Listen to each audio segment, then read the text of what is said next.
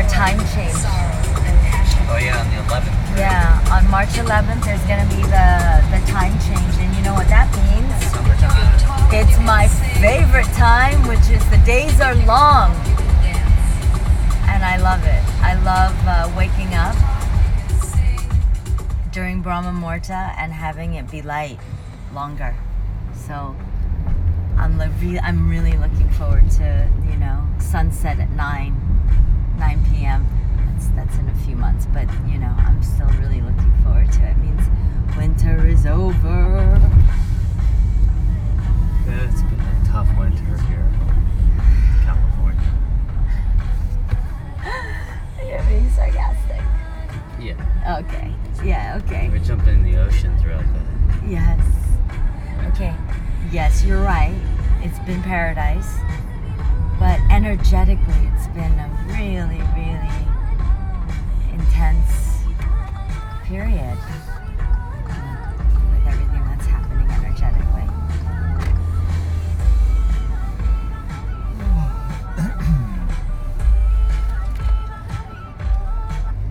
What are we listening to? I don't know. I just can't look at it when I drive anymore, so I just have to detach from it being whatever it's supposed to be until I sit down and go down the rabbit hole and make a playlist, which is what I have to do. Oh, you like that? That one was good. Oh, sorry. It's okay.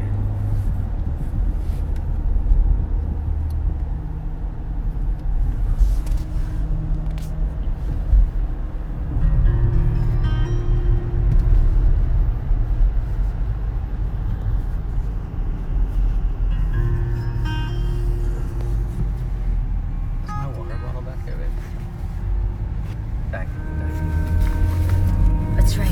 Oh, it's here. Yeah. Thanks. I knew. Oh. I felt it.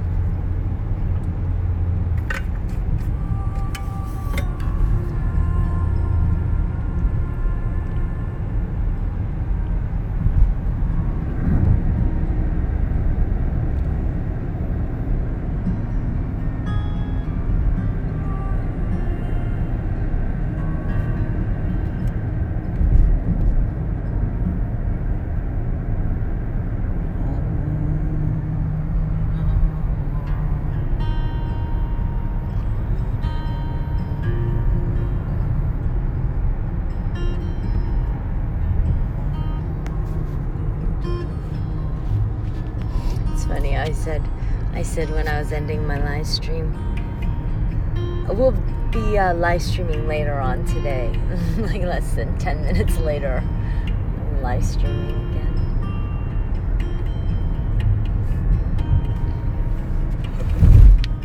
You are a live streamer.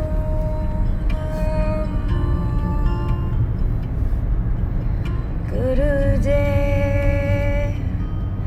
Namo.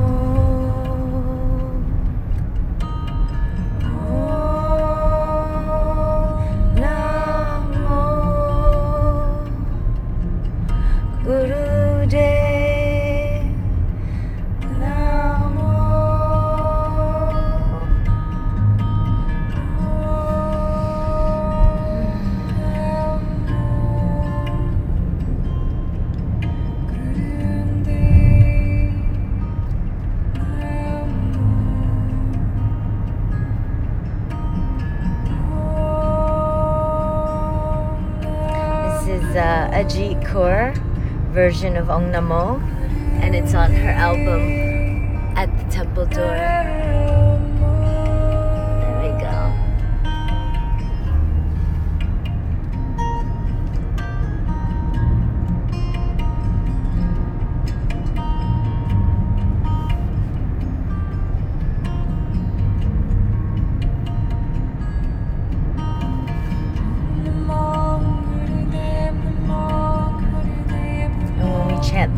mantra, we do it consciously with breath. And we feel the meaning of the mantra, the intention. And that's Om Namo Buddha Namo, you know what that means?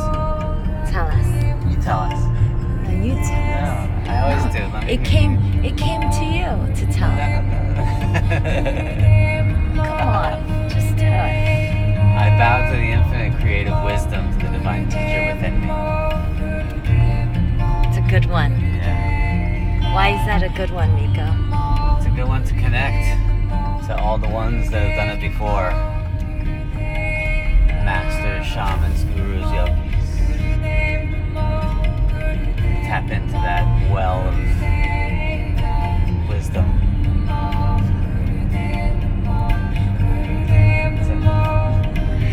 And you know what? Did you just knock my I did. arm off? Because you were putting it like almost covering my right eye. Sorry. I need to see the rough. Sorry. It's okay. For me, bowing to the infinite wisdom within, right? That feels, I mean, how can you feel disempowered when you're bowing to you're acknowledging the infinite wisdom within your own being? And that means that you are source energy. And so, yeah, I feel like chanting that over and over again with those vibrations of connection and truth and alignment and true identity. That's powerful. She says it in such a beautiful way, like mellow. It's not a warrior's cry, you know. It's just it's just the quiet truth that is within all of us. It's this sense of, you know, I feel, and maybe this is singular experience to me because of what I was, you know, calling into this lifetime. But don't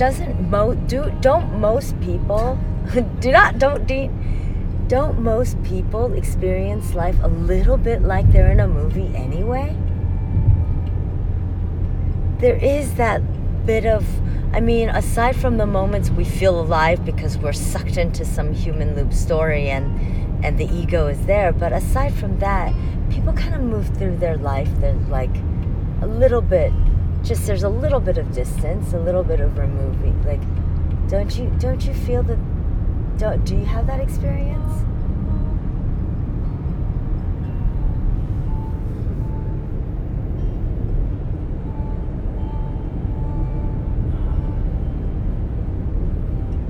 I don't know right now. Right now I was just focusing on the concrete. That's where I was. I was just focusing on the gym and what I'm about to do. Thanks for listening. Just being authentic. Okay. So, Me yeah. too. Yeah. I was like, thanks for listening. All right. All right. Well, then I'll have the discussion myself. Okay. So I feel that to a certain degree that we all have the ability to remove ourselves from our ego in the moments that we are connected, or we feel our own energy a little bit more, and we're sensitive to that. I feel that it is intuitive within us to have that little bit of distance and space from our human story. And in those moments, that's when we can really tap in and acknowledge, you know, our true identity. And in acknowledging that true identity, we have access to that energy, and the name of that energy is Avala. I was talking with Miko yesterday, and I was like, I was likening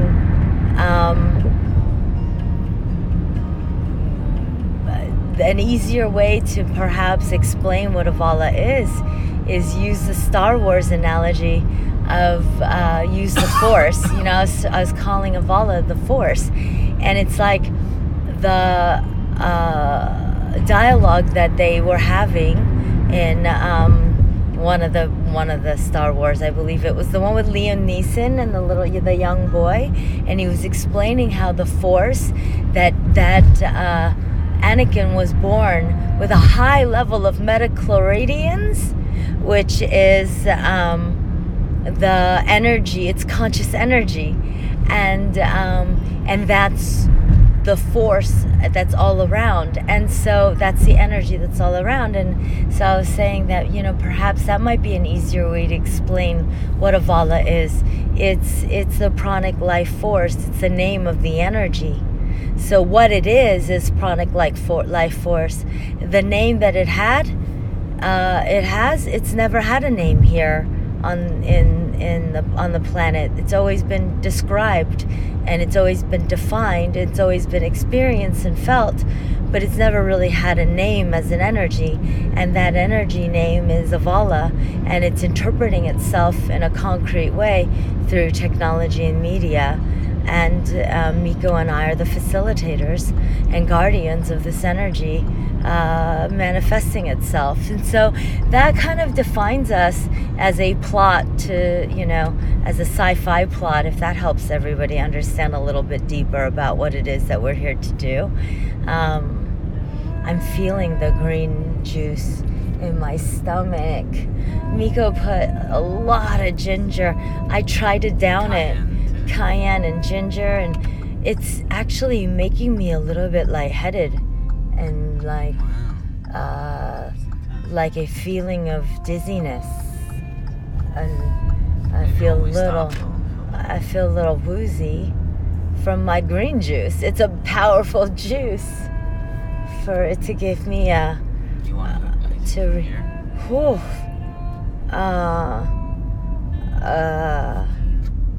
don't know. Let me check in. But I'm gonna share a little bit later more.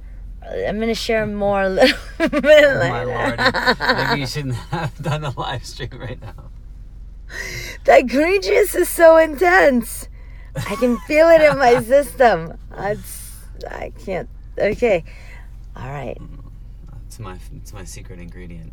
It's Miko juice. No. Yeah, don't say that. Okay. Bye, guys.